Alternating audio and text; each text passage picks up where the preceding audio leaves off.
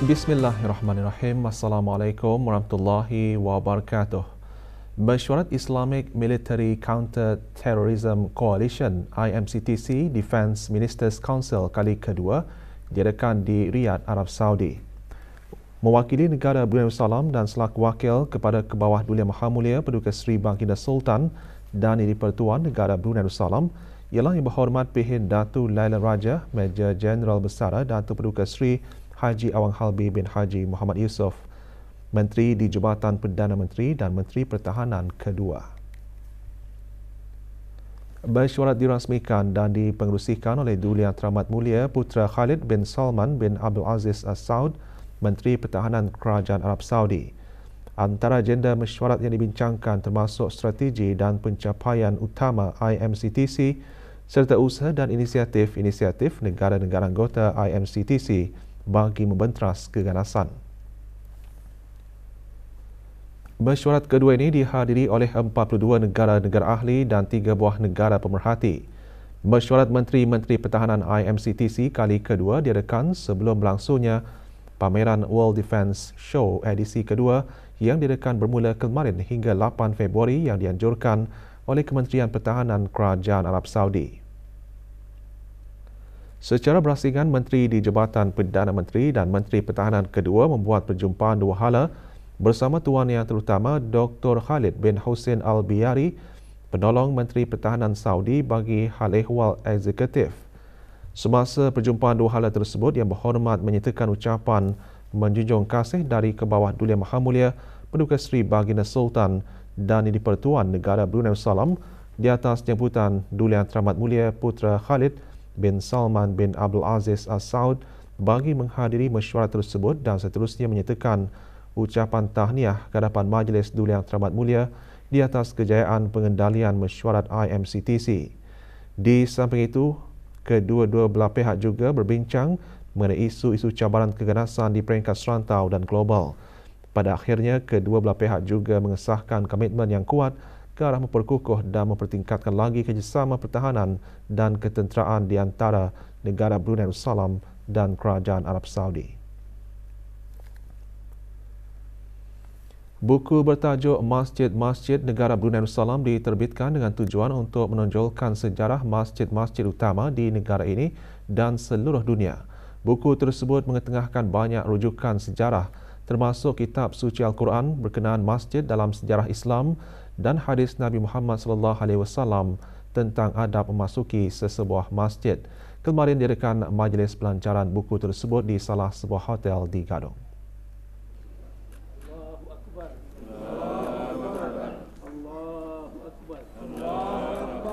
Hadirin berhormat PH Udara Khatib Datuk Paduka Seri Setia Ustaz Haji Awang Badaruddin bin Pengarah Datuk Paduka Haji Awang Osman, Menteri Hal Ehwal Agama.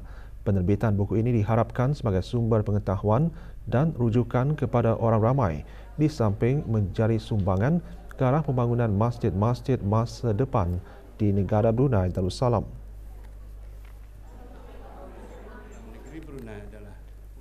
Bersempena Hari Kanser Sedunia, Pantai Jerudong Specialist Center PJSC mengadakan kempen kesedaran di kawasan lapang Kompleks Yayasan Sultan Haji Hassan Al-Bolkiah di Ibu Negara. Pelancarannya disempurnakan oleh Yang Berhormat Datuk Seri Setia Dr. Awang Haji Muhammad Isham bin Haji Jaafar, Menteri Kesihatan bersama beberapa Menteri Kabinet. Sebagai tanda perpaduan, Menteri Kesihatan dan beberapa orang Menteri Kabinet menyertai acara wakaton Bersatu Melawan Kanser sejauh 2 km. Kempen turut diserikan dengan beberapa aktiviti menarik seperti permainan interaktif, cabutan bertuah serta pameran.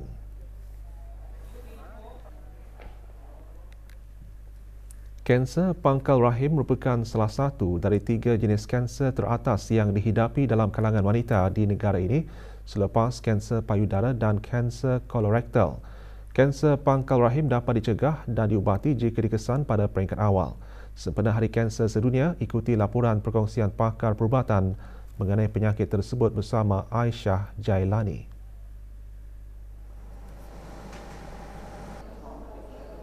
Menurut Ketua Unit Pengesanan Awal dan Pencegahan Kanser Pantai Jerudong Specialist Centre (PJSC), di sebalik penyediaan rawatan untuk kanser pangkal rahim di negara ini, masih terdapat kes kanser berkenaan yang dikesan pada tahap akhir. Justru, adalah penting untuk para wanita melakukan ujian saringan bagi kanser cervix agar ia boleh dikesan di peringkat awal. Penyebab nombor 1 adalah what we call HPV virus, Human Papilloma Virus. HPV ini adalah penyebab 95% penyebab kanser cervix. Kita ni semua wanita ni terdedah kepada virus ini. At most point ia akan hilang sendiri. Tapi segelintir yang menahan, ia akan berubah menjadi kanser dalam jangka masa 10 ke 15 tahun, which is a long time. Di samping itu, para wanita juga perlu peka dengan tanda-tanda awal kanser pangkal rahim. Satu, pendarahan yang the normal untuk kita. Maksudnya menses atau head intermenstrual bleeding. Maksudnya bila tadi sudah head sudah habis tapi ada lagi pendarahan macam tu. Ataupun head yang lambat daripada biasa, ataupun keluar lelehan yang in the normal lah, postmenopausal bleeding itu. And also satu what we call postcoital bleeding. Bila ada pendarahan selepas bersama atau in the normal je yang perlu diambil perhatian. Dalam mendukung usaha senegara ke arah warga sihat, PJSC terus melaksanakan program pemberigaan untuk meningkatkan kesedaran orang ramai mengenai rawatan dan pencegahan kanser pangkal rahim. Aisyah Jailani melaporkan untuk Berita RTB. Sebagai salah satu kegiatan menyambut Tahun Baru Cina, Arno Zoe Wonderland menganjurkan aktiviti penulisan kaligrafi Cina dan Angpao Dip. Acara diadakan di salah sebuah kompleks membeli belah di Kampung Salam Bigar. Antara hadirin berhormat Pihin Orang Kaya Johan Pahlawan, Datuk Seri Setia Awang Haji Adenan, bin Begal Pihin Seraja Khatib Datuk Seri Setia Haji Muhammad Yusof, Ahli Majlis Mesyuarat Negara. Para peserta juga berpeluang membuat dekorasi yang berkaitan dengan tradisi Cina.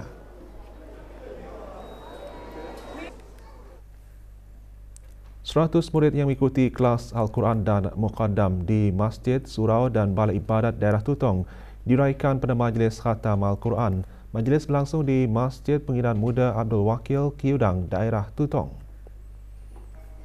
Hadir Awang Misli bin Haji Abdul Karim, Pemangku Timbalan Setiausaha Tetap Pentadbiran dan Kewangan, Kementerian Hal Ehwal Agama. Majlis dianjurkan oleh Pejabat Hal Ehwal Masjid Daerah Tutong dan Jabatan Hal Ehwal Masjid Bahagian Imarah dengan kerjasama Ahli Jawatankuasa Takmir Masjid Pengiran Muda Abdul Wakil, Kiudang, Tutong. Majlis seumpamanya antara lain bertujuan menyemai jiwa murid-murid untuk terus mendekatkan diri dengan Al-Quran. Laporan Wawasan Brunei 2035 mengongsikan perkembangan pelaksanaan dan pencapaian Wawasan Brunei 2035 bagi tempoh tahun 2015 hingga 2022. Kembali selepas ini.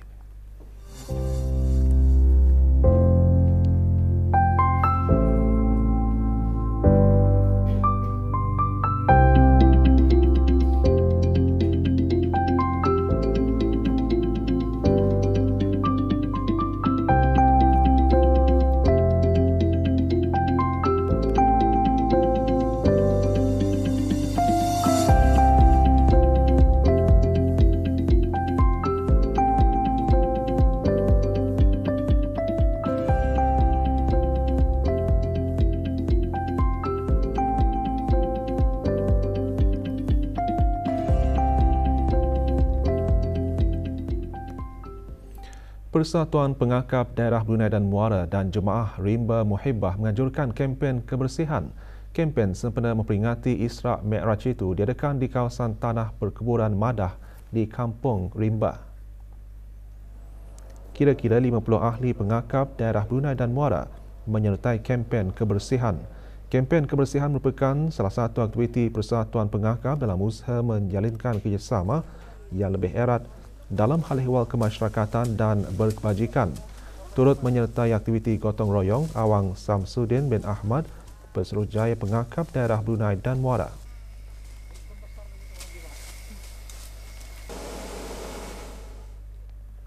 Kursus kemahiran asas seni ukiran buah dan sayur dihasrat dapat meningkatkan pengetahuan dan menjungkil kemahiran dalam seni kulinari.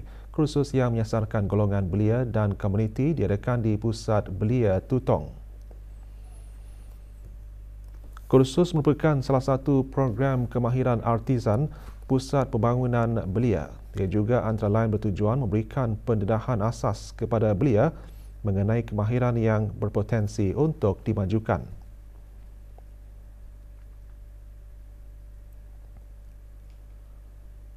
Biarkan belia-belia ataupun komuniti untuk berdaya saing dalam melahirkan kemahiran yang digunakan sehari-seharian, dan ianya juga memberikan kata orang pendedahan kepada ekonomi.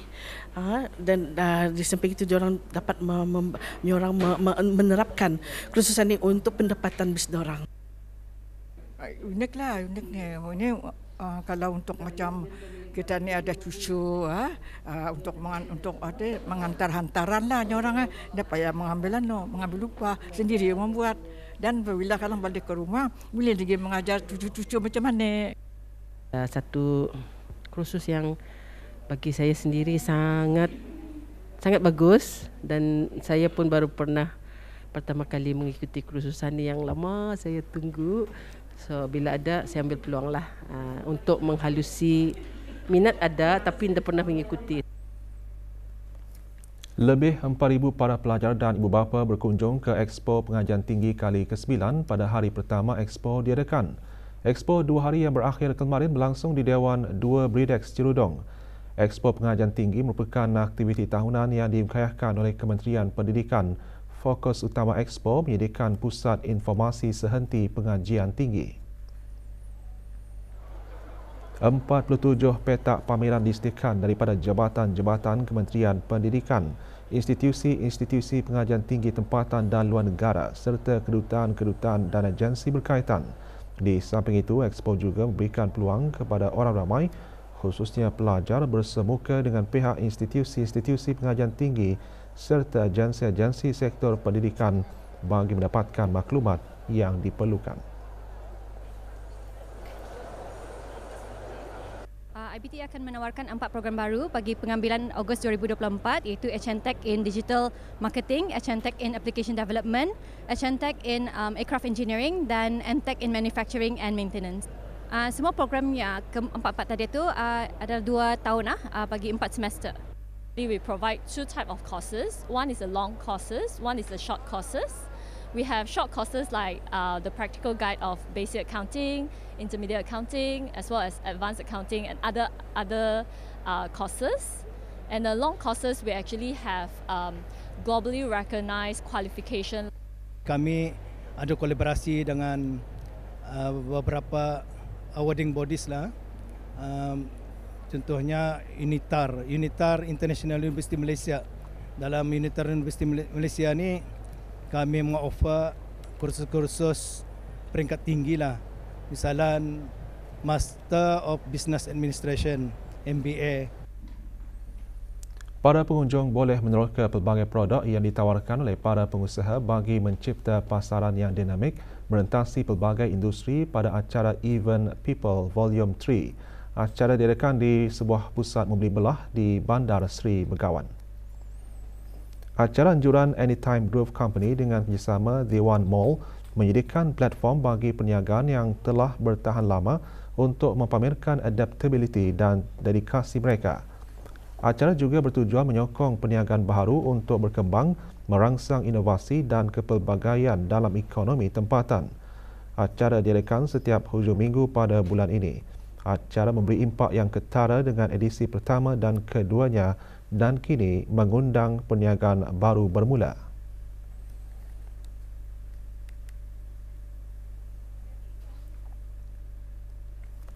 Skim Persaraan Kebangsaan SPK yang ditubuhkan pada 15 Julai 2023 membolehkan pengeluaran rumah bagi ahli-ahli SPK berumur 40 tahun ke atas dengan pengeluaran sehingga 50% daripada akaun ahlinya boleh digunakan bukan sahaja untuk tujuan membeli, membina dan membayar balik baki pinjaman rumah, bahkan dilaratkan kepada ahli yang ingin mengubah suai dan membaik pulih rumah yang sedia ada. Sebagai salah satu langkah untuk memastikan kerja-kerja pengubahsuaian rumah dilaksanakan oleh kontraktor-kontraktor, unit penguatkuasaan TAP telah membuat lawatan secara rambang ke beberapa projek pembinaan dan pengubahsuaian rumah yang terletak di kawasan Kampung Selambigar, RPN Mengkubau dan Mentiri. Lawatan sepertinya akan sering kali dibuat sebagai salah satu proses TAP bagi membantu ahli-ahlinya mencapai objektif tujuan pengeluaran SPK rumah. TAP ingin menasihatkan ahli-ahli SPK supaya sentiasa berwaspada dengan syarikat atau kontraktor yang tidak melaksanakan kerja-kerja pembinaan yang dijanjikan atau menawarkan perkhidmatan pengeluaran secara tunai untuk ahli dengan menerima komisen bagi perkhidmatan tersebut. Pengeluaran perumahan untuk tujuan selain daripada perumahan boleh merugikan ahli apabila ahli memerlukan kewangan tambahan untuk rumah pada masa hadapan. Pemalsuan dokumen oleh pihak syarikat dan kontraktor seperti menyediakan kontrak atau dokumen-dokumen untuk tujuan mendapatkan kebenaran permohonan pengeluaran rumah tanpa ada sebarang pembinaan, pembelian atau pengubahsuaian rumah adalah menjadi salah satu kesalahan.